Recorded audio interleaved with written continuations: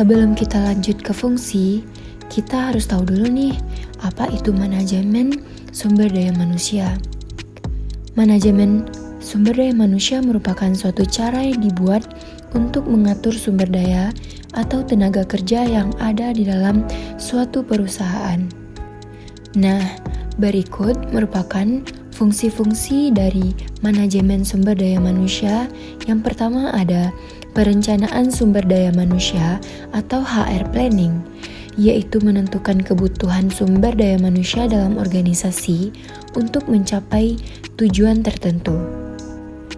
Yang kedua ada penerimaan atau rekrutmen, yaitu mencari, menarik, dan memilih calon yang sesuai untuk mengisi posisi yang ada dalam organisasi. Yang ketiga ada seleksi atau selection, merupakan proses pemilihan karyawan berdasarkan kriteria tertentu, termasuk keterampilan, pengalaman, dan budaya organisasi. Keempat, ada pelatihan dan pengembangan atau training and development, memberikan pelatihan, pembelajaran, dan pengembangan karyawan untuk meningkatkan keterampilan dan produktivitas mereka.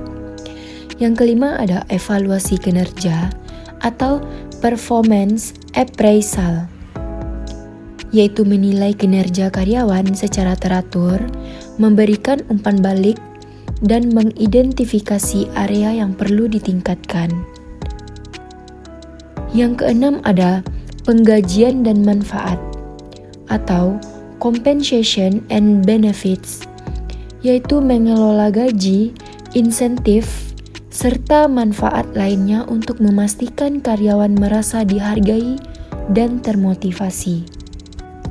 Yang ketujuh ada manajemen konflik dan penyelesaian atau conflict management and resolution, yaitu mengatasi konflik antara karyawan atau antara karyawan dan manajemen. Yang kedelapan ada manajemen karir atau career management, yaitu membantu karyawan merencanakan dan mengembangkan karir mereka dalam organisasi.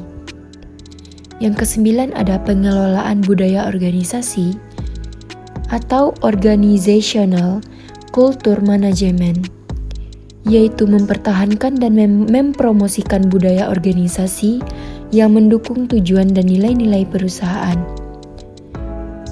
Dan yang terakhir ada manajemen perubahan atau change management, yaitu mengelola perubahan dalam organisasi, termasuk perubahan struktural dan budaya.